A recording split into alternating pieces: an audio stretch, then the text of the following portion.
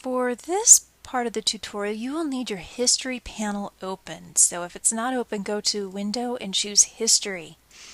And I have, since that last tutorial, closed this file, so I saved it and closed it. If you have not saved your file, I would recommend saving it now.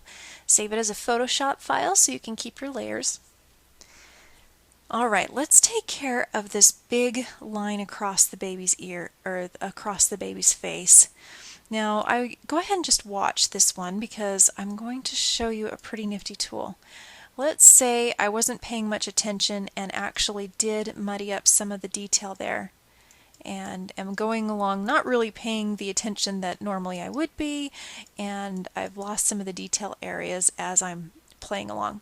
But as I've done that, I actually have cleared off this little baby's face a little bit more, and maybe even gone on to other areas to try and improve them as well.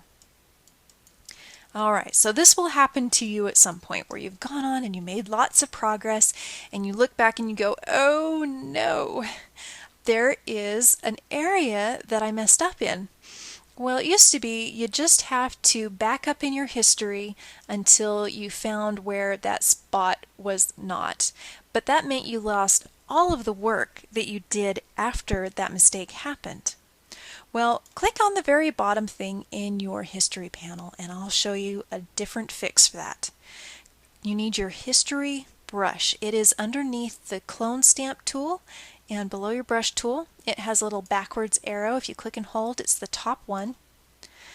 First thing you need to do is determine where in your history panel that oops happened. And then, so it looks like it happened somewhere in here. And then click on the little box to the left of it. And then go back to the bottom so you have all of that that's gone before. Now you have a brush tool and it does have all the usual brush controls, and you can even do opacity. I've cranked my opacity up to 100%. What you can do with the history brush is paint over any area of that layer and it will restore it to wherever that tool, the history tool, is indicated on your history panel. You'll notice I only have about 20 history states right here. That's Photoshop's default. You can actually set it to more. So while we're at this, let's do that. Go to Photoshop and choose Preferences, and let's go to General. It is in Performance. See where it says History States? Change that up to 50. I would not go over 50 because that can really slow down your computer.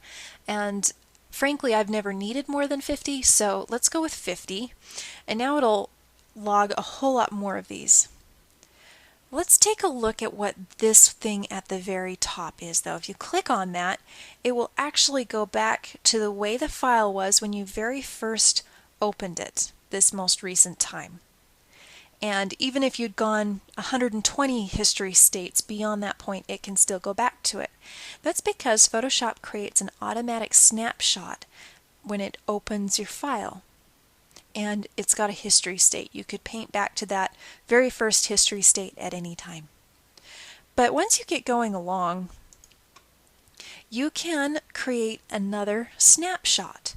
So let's say I liked the way this was. I would click the snapshot camera down here, and that will add a snapshot too. So now no matter how much further in my history I get during this session, I could go back to this snapshot state and paint that in. So just to demonstrate this a little more, I'm going to stay on this layer and grab my regular brush tool and cause some real damage. You know, not what we'd ever do to a cute little photo like this. But I could click on this snapshot with my little history state right there, grab my history brush, and paint all of that back out. So it's a very useful tool. However, you do need to remember it only exists temporarily. When you close this file, this all disappears, and the next time you open it, you will not have those options again. So manage your history well.